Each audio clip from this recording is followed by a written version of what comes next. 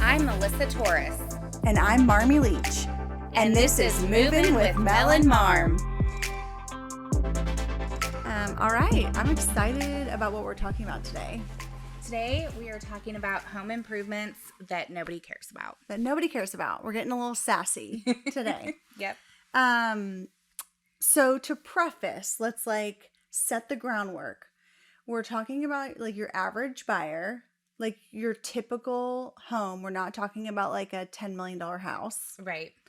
We are also, if you have any of these things, we don't want to offend you. Yeah. It's okay to have them. It's not a problem, but they're not necessarily going to get you more money when you sell. Right. These are things that if you enjoy them, that's great to spend money on, but don't do them if you're thinking about selling in 12 months and you want to make sure you're getting your money back. Right. Exactly. Always consult. If you're thinking about selling and you're I'm going to paint my whole house, just consult us. If you're going to work with us, just consult us and we'll help you figure out exactly what buyers are looking for so that if you spent that money on that thing, then it's going to work for when you sell. Yeah. And I do that all the time. I'll have friends call me and be like, hey, I'm thinking about doing this. Is this the right thing to do? Yeah. If we're thinking about we don't know if we're going to sell, but we might sell in a year or two, and we just want to make sure that we're making the right decision. Yeah. You're not bugging us. Right. And honestly, I love seeing the result afterwards. Please show us what you do because it's so fun to see the difference. So you kind of hit on it a little bit, but number one, people do not care. And actually, it's really a problem if you paint your entire house the wrong color. Yeah, that is true. I had a listing appointment and I walked in. My clients, they did everything without telling me and didn't. They thought they were being so good prepping. Yes, yeah. Which is great. I mean, they did the right things. It's just when I walked in, it was it was not the right color for what was on trend. And it was somebody's going to walk in and think that they have to repaint the entire house and you just paid to have it painted. Yeah. So, yeah, wrong paint color. Yeah. There was a time where everything had to be gray. Yes. If it wasn't gray, it wasn't selling. Yes. I'm glad that we're over the gray. And I feel it's not as intense now where everything has to be white and gray. Oh yeah. I color is in. Yeah. So there's a lot of different variations. Right. But yes, if you're going to sell in the near future, paint your house the right color. Number two, nobody cares about heated floors in Texas. Yeah. They're nice to have. If it's important for you, great. Are you going to get the money back for putting heated floors in your primary bathroom? Probably not. No, not at all. Yeah. Okay. No one cares if you put solar panels on your house. Nobody cares. And sometimes, I mean, people, it's nice, but it's not going to get you more for your house. Right. And the way it works in Texas, if you pay outright for them, they're just so expensive. You're not going to get the money back on the sale of the house. And if you're leasing them or on a payment plan, then either the buyer has to agree to take that over or the solar panels have to get removed from the house, which causes damage to the roof. So it actually is, I've sold several houses that have had solar panels and it has been a tricky part of the transaction. Yeah. I do hope one day we can get to a place where maybe solar panels become the norm and we're using that in addition to electricity. Right. To help with the environment. But as of now, we're passionate about it because we see a lot of people get in, especially in lower price points, get in really bad situations when trying to sell their home. Yeah. It is a known fact that some of the solar companies prey on lower priced communities. There's been news articles about it. Yeah. So, and it's an expensive thing to do. And if the buyer isn't willing to take on that additional cost, because the whole point is it offsets your electricity cost, but I've seen that not be the case. Yeah. And you're paying it off for how long are the leases? 20 years? Yeah. Yeah. And it's definitely complicated. Yeah. With the transaction. So do it if you want to stay in your house and it's important for you. for your consumption, but don't do it if you're planning on selling in the near future. Okay. The next one, I might get controversial here. If you are putting like customized wire shelving in a closet, you shouldn't be proud of that. I agree with that. I think that you can hire either a cabinet maker or even a handyman and do like nice wood custom shelves, and it's pretty similar cost based, especially like, okay, the Container Store systems, closet systems. I had complete sticker shock when I went in there because it looks cheap, but it is like so expensive. I know. Like you could do custom cabinets and or shelves, and make it look really high end Yeah. for a comparable cost. Yeah. And it's like chances are, again, like especially if it's in the primary closet, someone's probably going to want to change it to fit their like what they're going to put in that closet. So don't spend a ton of money on that if you're just trying to do it to sell. Yeah.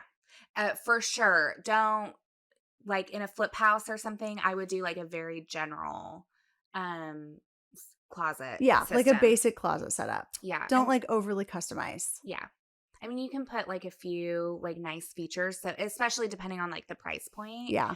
But I for sure say no to wire shelving. Yeah. And wire hangers. They got to go. And honestly, like really be careful about super customizing anything. Yeah. Because if you do something that's like very specific to your taste, if you're going to sell, the next buyer may not have the same use or the same taste and want to change it. So Yeah. when there's things that you do, like you want to make sure that you're not spending money on things that somebody's going to come and just change because they're not going to be willing to pay the price tag for that. Yeah. Now, if yellow kitchen cabinets with a red countertop is your dream come true and you're going to stay in the house for a long time, go for it. Or just know that like nobody wants that and you're going to have to change it eventually when you sell. Yeah. If nobody but you wants it, you're not going to get your money back. No. So one thing when we were looking at houses, we looked at this beautiful house, the backyard. I mean, it was beautiful. It was slate floors, like an entire courtyard in the backyard. Built-in planter boxes with huge trees. Like it was very, very pretty.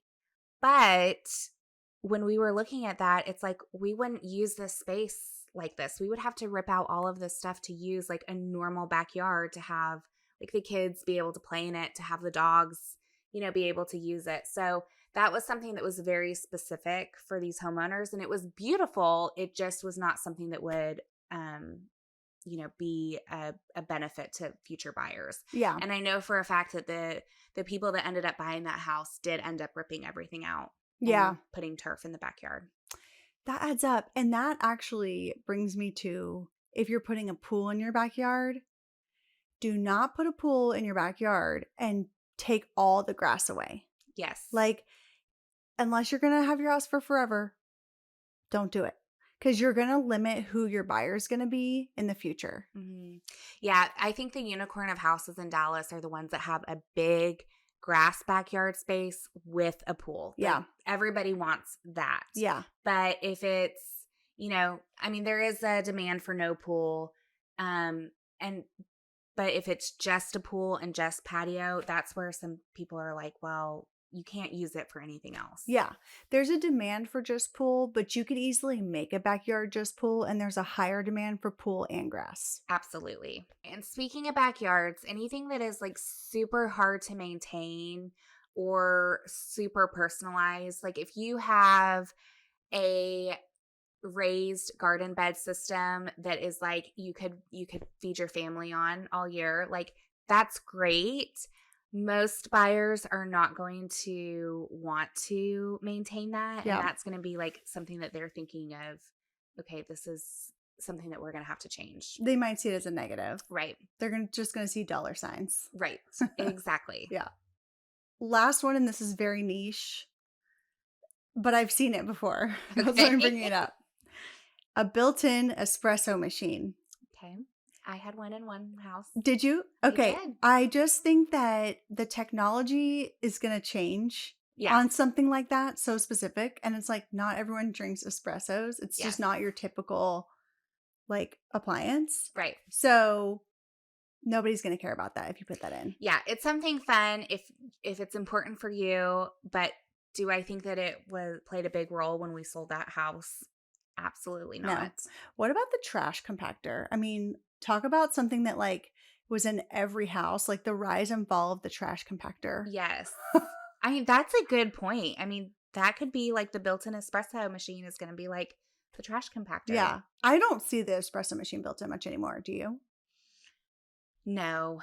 And now they like look nice on the counters. Like it's a good staple. Like Yeah, if it it's looks important for you cool. to have, yeah, it looks nice on the counter. What about intercom systems? Oh my Those God. are so dated. They're so dated.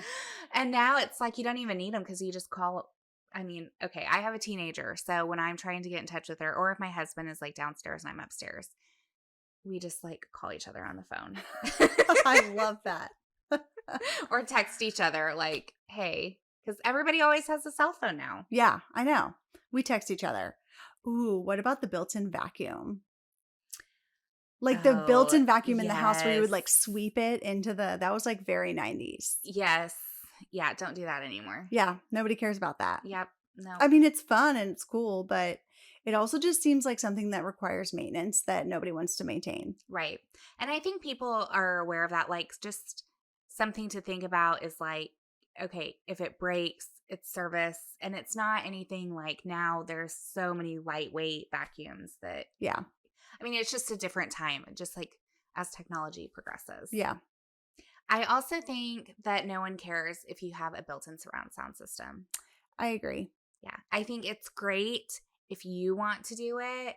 It's great if you're going to use it, but I wouldn't do it if you were only planning on being in a house for a short amount of time. Yeah. Honestly, we just have multiple. I can't say it because she's listening to me. Yeah. But we have multiple, and I can play the same song on all 3 devices. Mm-hmm. And they can be in different locations of the house. Yeah. So that makes it really easy. Yeah. That's nice. I mean, I remember in, let's see, I guess like 2011, 2012, it was like all about the Sonos system. Yep. And it was great, but now it's just not as. I know. We had some Sonos, and we tried to hook one up the other day, and we were like, this is too complicated. And we literally just went on Amazon and bought another Echo. Yeah. How about a built-in chalkboard? Is that a thing? Haven't you seen people like use like the chalkboard wall paint and then like frame it out? That was like very in style in like 2015. Yeah, but not now. I don't see it much anymore, but it was like every house had it. Yeah. It's kind of fun, but it's that shabby chic. Shabby chic. Yeah. That shabby chic was everything. It was everything. It's not anymore. No. And that's the thing. Okay, back to the poles and like light fixtures. It's like things go out of style. So don't spend tons of money. Yeah. Yeah. Like spend money on the stuff that is going to stay, that you're not going to have to change. And then, save on things that you can switch out. Yeah.